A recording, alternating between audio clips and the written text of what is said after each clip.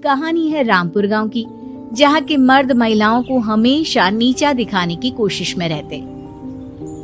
अरे अभी तक खाना नहीं आया, क्या मुझे एक और शादी करने की जरूरत है? नहीं जी नहीं, ऐसा मत करना, वरना मैं कहाँ जाऊंगी। खाना लेकर मैं अभी आई जी।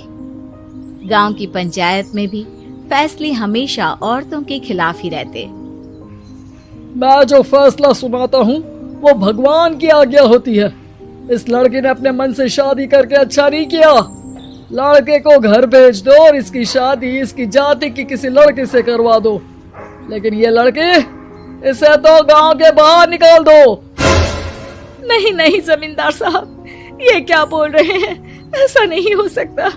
मेरी बेटी मासूम है, इसे अच्छे बुरे की समझ नहीं है। अरे कहाँ जाएगी ये बेचारी? कहाँ जाएगी? इतनी चिंता है तो पूरे परिवार का गांव निकाला कर देते हैं। बेचारे पूरे बसे बसाए परिवार को गांव छोड़ना पड़ता है। चाहे जो हो, अगर बेटियों को कंट्रोल नहीं कर सकते तो गांव में रहने का कोई मतलब नहीं है। यहाँ औरतों को दब कर रहना होगा। कोई भी अपने हिसाब से कुछ नहीं कर सकता, सब ईश्वर की मर्जी से ही होगा। तभी गांव का एक आदमी दौड़ा दौड़ा आता है। सरपंच साहब, जमींदार साहब, वो कालिया है ना, उसकी बेटी पढ़ने के लिए शहर जा रही है। अच्छा, ये कब हो गया? और कालिया की हिम्मत कैसे हो गई ऐसा करने की? लेकर आओ उसे और उसकी बेटी को। बस फिर क्या था, हाजिर हो जाते हैं कालिया और उसकी बेटी सरपंच के सामने। अरे कालिया, ये क्या सुनने में आ रहा है? बेटी को इंजीनियर बना रहा है तू? और ये बता, गांव में तो स्कूल नहीं है, फिर कहां से इतनी क्लास पास कर गई तेरी बेटी? राधा, जो कि कालिया की बेटी है, उसे लगता है कि सरपंच उसकी तारीफ कर रहे हैं। सरपंच जी, मैंने ऑनलाइन पढ़ाई की है, डिस्टेंस लर्निंग से। सभी में मैंने अच्छे नंबर पाए हैं, जिसे देखते हुए शहर की इंजीनियरिंग कॉलेज में मुझे स्कॉलरशिप मिली है। वाह जी वाह, क्या होती है ये? पहले तो ये बताओ, फिर आगे की बात करते हैं।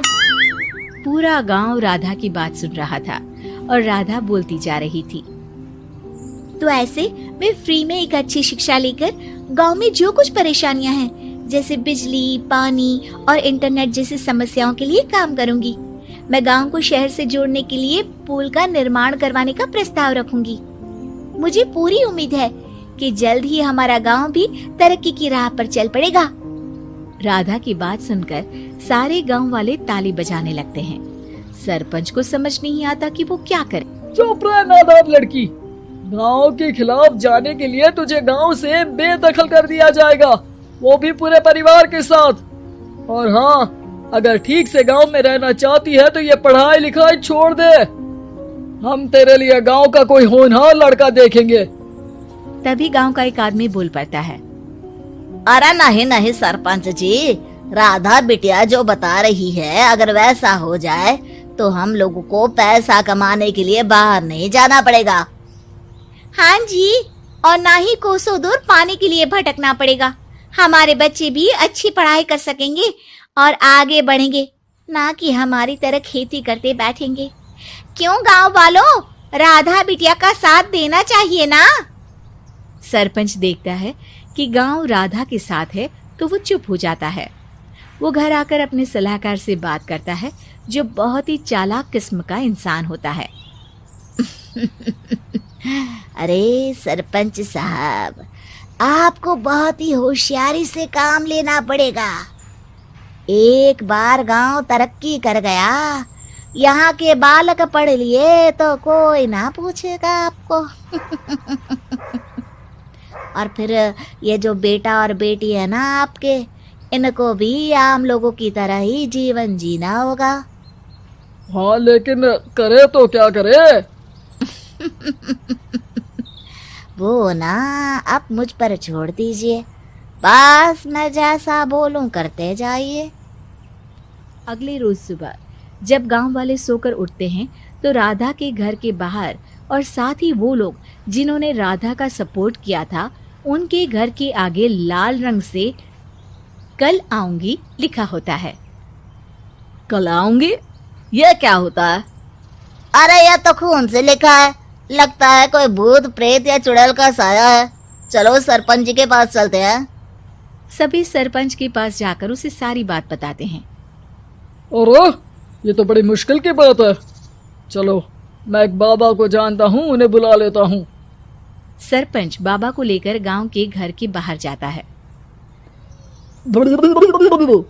ओहो, तो ये वो चुड़ैल है जो उन लोगों को निशाना बनाते हैं जो गांव को बदलने का सपना देखते हैं।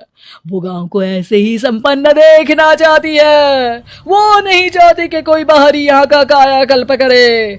क्या तुम लोगों में से किसी ने गांव को बदलने की सोच रखी है? तभी राधा की माँ रोते रोते आती है। मेरी राधा घर से गायब हो गई है। अरे कोई तो बचाओ, मेरी बच्ची कहाँ गई?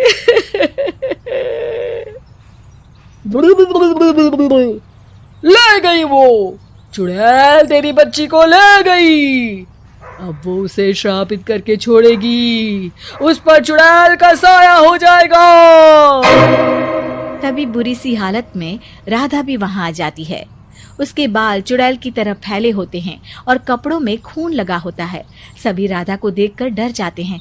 माँ, पता नहीं मुझे कौन उठा कर ले गया था। अरे दूर दूर हो जा चुड़ैल, अब हम लोग इस गांव में नहीं रुकेंगे। अरे कैसी बातें कर रहे हैं आप? कल तो आप मेरे भरोसे गांव का हुलिया बदलने, अपने बच्चों को पढ़ाने और तरक्की उन्नति की बात कर रहे थे, तो आज क्या हो गया आपको? ये फिर तुम लोगों को बहकाएगी।